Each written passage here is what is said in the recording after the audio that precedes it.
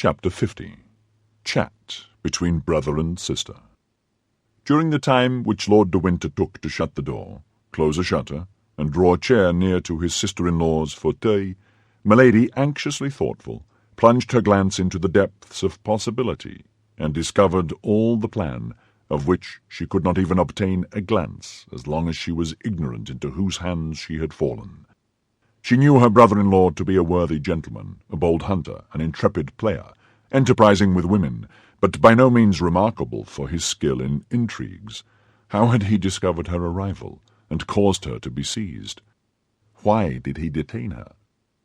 Athos had dropped some words which proved that the conversation she had with the cardinal had fallen into outside ears, but she could not suppose that he had dug a countermine so promptly and so boldly. She rather feared that her preceding operations in England might have been discovered. Buckingham might have guessed that it was she who had cut off the 2 studs, and avenged himself for that little treachery. But Buckingham was incapable of going to any excess against a woman, particularly if that woman was supposed to have acted from a feeling of jealousy. This supposition appeared to her most reasonable. It seemed to her that they wanted to revenge the past, and not to anticipate the future. At all events, she congratulated herself upon having fallen into the hands of her brother-in-law, with whom she reckoned she could deal very easily, rather than into the hands of an acknowledged and intelligent enemy. "Yes, let us chat, brother," said she with a kind of cheerfulness, decided as she was to draw from the conversation, in spite of all the dissimulation Lord de Winter could bring, the revelations of which she stood in need to regulate her future conduct. "You have then decided to come to England again," said Lord de Winter, "in spite of the resolutions you so often expressed in Paris never to set your feet on British ground?" Milady replied to this question by another question. "To begin with, tell me," said she, "how have you watched me so closely as to be aware beforehand not only of my arrival, but even of the day, the hour, and the port at which I should arrive?" Lord de Winter adopted the same tactics as Milady, thinking that as his sister-in-law employed them, they must be the best. "But tell me, my dear sister," replied he, "what makes you come to England?"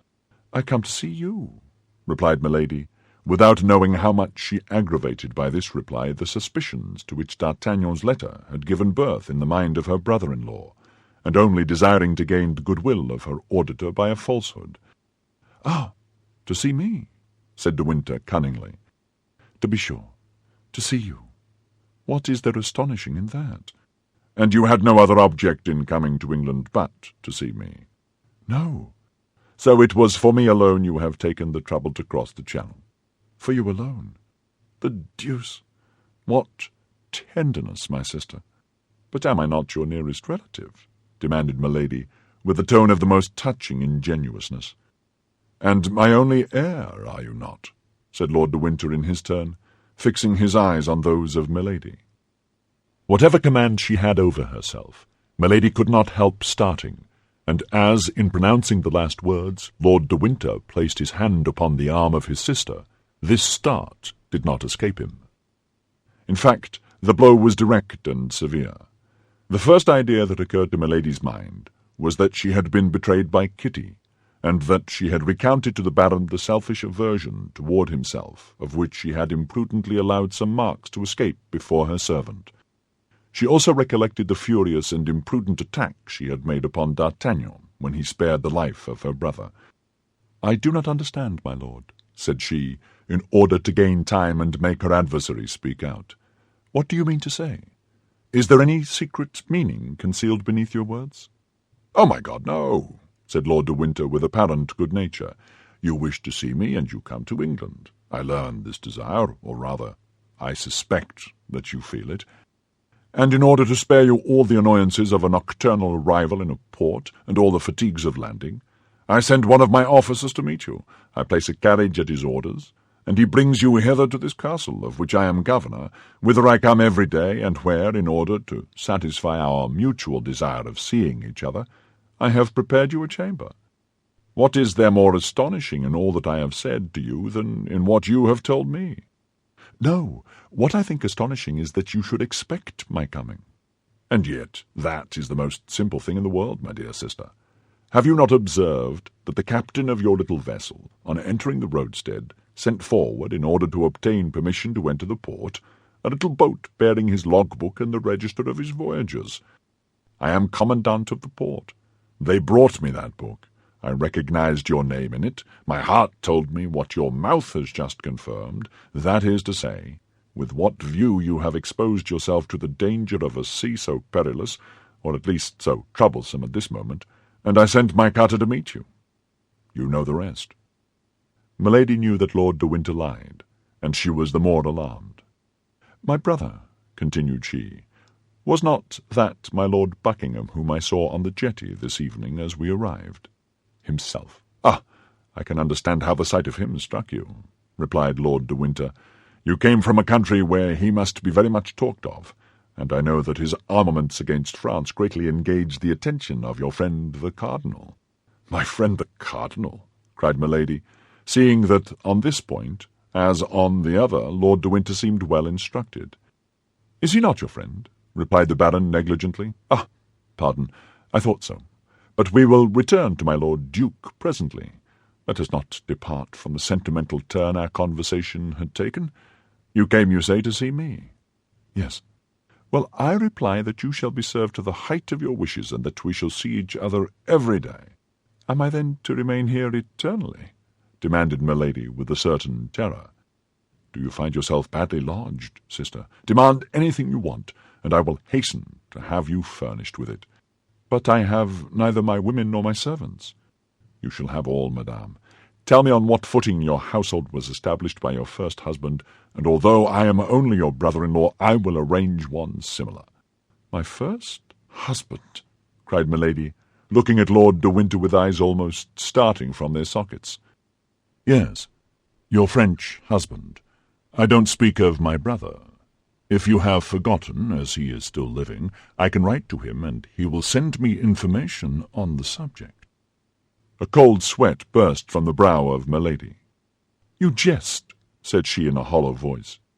"Do I look so?" asked the Baron, rising and going a step backward. "Or rather you insult me," continued she, pressing with her stiffened hands the two arms of her easy-chair, and raising herself upon her wrists. "I insult you," said Lord de Winter with contempt. "In truth, madame, do you think that can be possible?" "Indeed, sir," said Milady, "you must be either drunk or mad. Leave the room and send me a woman." "Women are very indiscreet, my sister. Cannot I serve you as a waiting-maid? By that means all our secrets will remain in the family." "Insolent!" cried Milady, and as if acted upon by a spring, she bounded toward the Baron, who awaited her attack with his arms crossed, but nevertheless with one hand on the hilt of his sword. "Come," said he, "I know you are accustomed to assassinate people, but I warn you I shall defend myself even against you." "You are right," said Milady. "You have all the appearance of being cowardly enough to lift your hand against a woman." "Perhaps so, and I have an excuse, for mine would not be the first hand of a man that has been placed upon you, I imagine." And the Baron pointed, with a slow and accusing gesture, to the left shoulder of Milady, which he almost touched with his finger.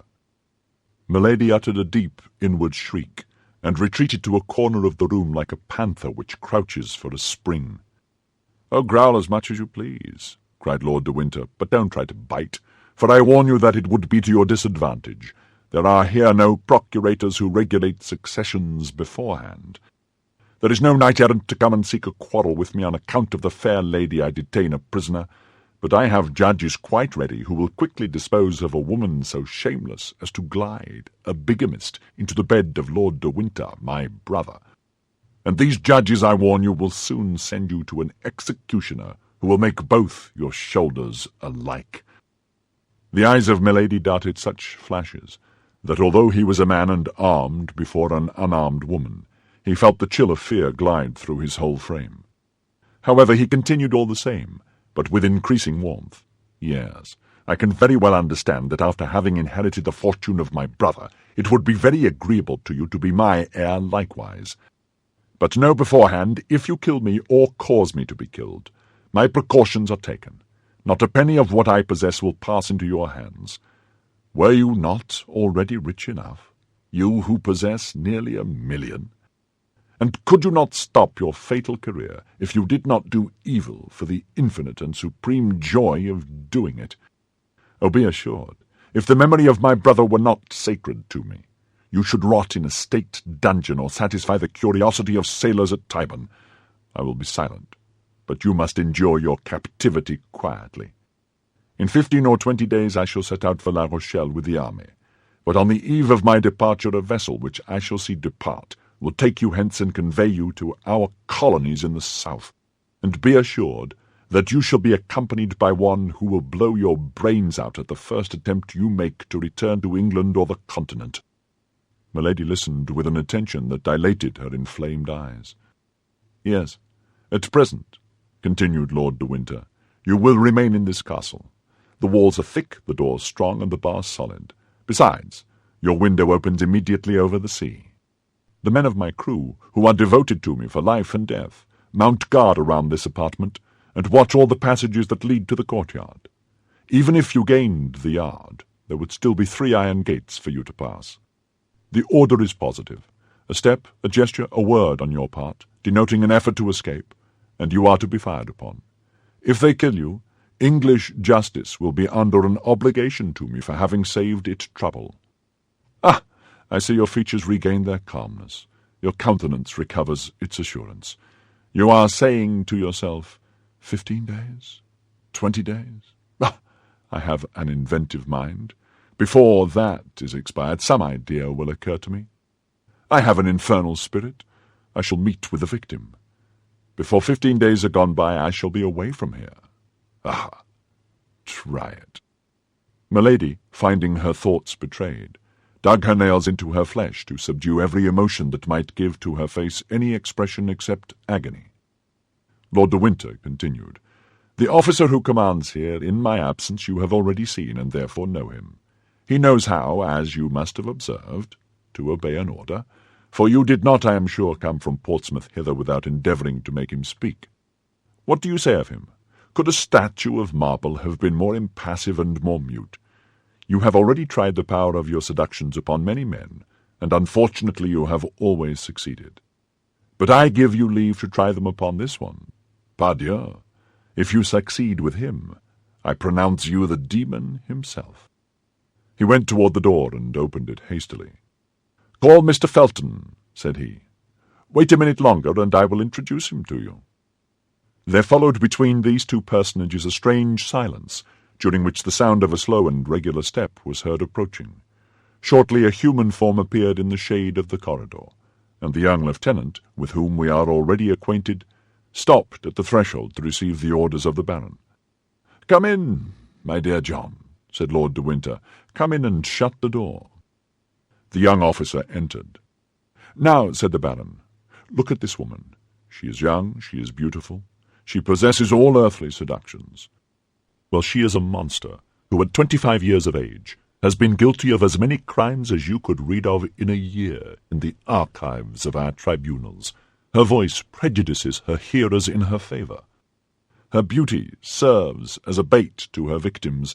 Her body even pays what she promises. I must do her that justice.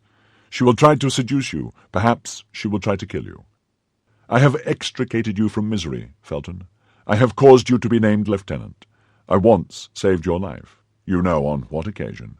I am for you not only a protector but a friend. Not only a benefactor but a father. This woman has come back again into England for the purpose of conspiring against my life. I hold this serpent in my hands. Well, I'll call you, and say to you, Friend Felton, John, my child, guard me, and more particularly guard yourself against this woman. Swear by your hopes of salvation to keep her safely for the chastisement she has merited. John Felton, I trust your word. John Felton, I put faith in your loyalty." "My lord," said the young officer, summoning to his mild countenance all the hatred he could find in his heart, "my lord, I swear all shall be done as you desire." Milady received this look like a resigned victim. It was impossible to imagine a more submissive or a more mild expression than that which prevailed on her beautiful countenance. Lord de Winter himself could scarcely recognize the tigress who, a minute before, prepared apparently for a fight. "She is not to leave this chamber, understand, John," continued the Baron. "She is to correspond with nobody. She is to speak to no one but you.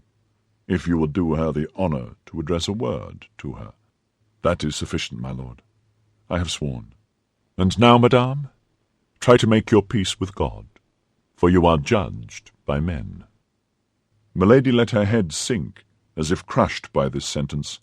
Lord de Winter went out, making a sign to Felton, who followed him, shutting the door after him. 1 instant after, the heavy step of a marine who served as sentinel was heard in the corridor, his axe in his girdle and his musket on his shoulder. Milady remained for some time in the same position, for she thought they might perhaps be examining her through the keyhole. She then slowly raised her head, which had resumed its formidable expression of menace and defiance, ran to the door to listen, looked out of her window, and returning to bury herself in her large armchair, she reflected.